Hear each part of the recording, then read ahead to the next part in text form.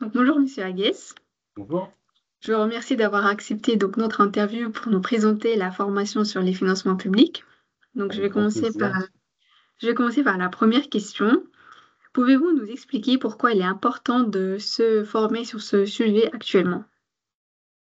Donc, effectivement, autour des aides à l'innovation et les aides publiques à l'innovation, il y a différentes choses, hein. Il y a des avances, des subventions, des avances remboursables, des prêts, mais aussi les dispositifs fiscaux qui sont assez connus comme le CIR et le CEDOSI.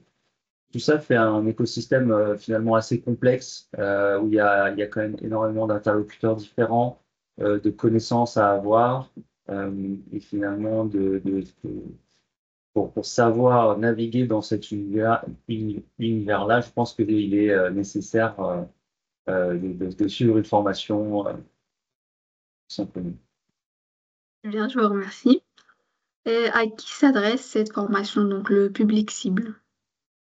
Alors, cette formation, elle s'adresse à tous les accompagnants de près ou de loin, je veux dire, de l'innovation, de porteurs d'innovation, donc finalement des accompagnants de start-up, de PME innovantes, d'entreprises innovantes de manière générale.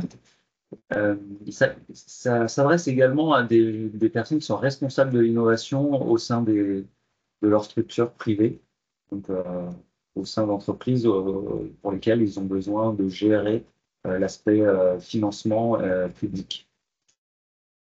Bien. Merci beaucoup. Quelles sont les compétences et les connaissances qui sont transmises durant les 2 jours de la formation? Alors, à travers cette formation, finalement, ben, on va regarder comment est organisé l'écosystème, comment il fonctionne, qu'est-ce qu'il faut savoir pour bien y naviguer, comme je le disais en préambule.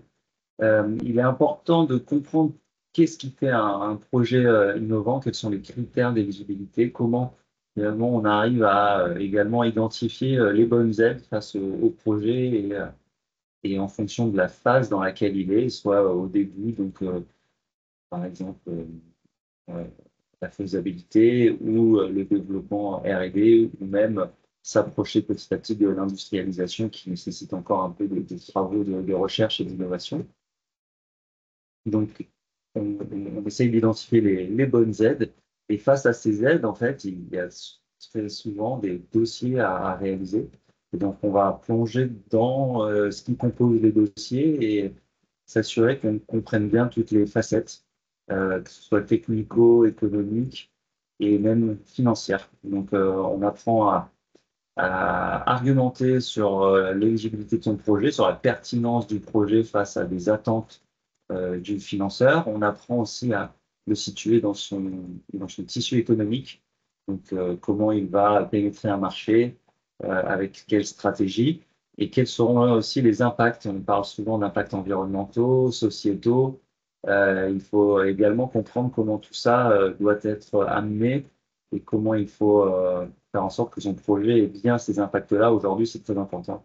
Donc, tous ces éléments qu'on voit. Et j'insiste sur les éléments financiers. On parle là de projection hein, importante pour montrer un client, pardon, montrer au financeur que finalement le projet va être viable, qu'il va avoir une ambition économique importante. Et voilà, et ça, il faut le traduire au travers des différentes projections et on voit également comment les réaliser.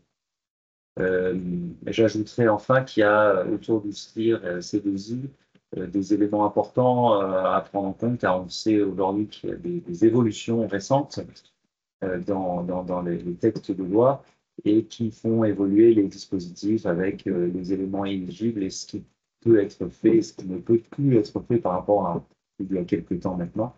Donc ça aussi, on le voit ensemble et c'est assez important d'ailleurs pour gérer son innovation. Eh bien, je vous remercie. Donc, une formation très très riche. Et pourriez-vous nous dire quelques mots sur votre parcours, s'il vous plaît? Alors moi, j'ai un parcours où j'ai passé beaucoup de temps finalement en cabinet de conseil, en société de conseil, pendant presque 14 ans, à travers enfin, au sein ce monde du conseil au sein duquel j'ai géré dans un premier temps surtout des portefeuilles autour du crédit pour recherche. Et puis, petit à petit, je suis allé vers les aides et subventions. Et donc, dans une société de conseil, j'ai pris la responsabilité d'un département qui s'occupait spécifiquement de ces sujets. De ces sujets. Euh, voilà. Très bien. Je vous remercie pour toutes ces informations, Monsieur Aguès, et France Cluster vous dit à bientôt sur notre site de formation.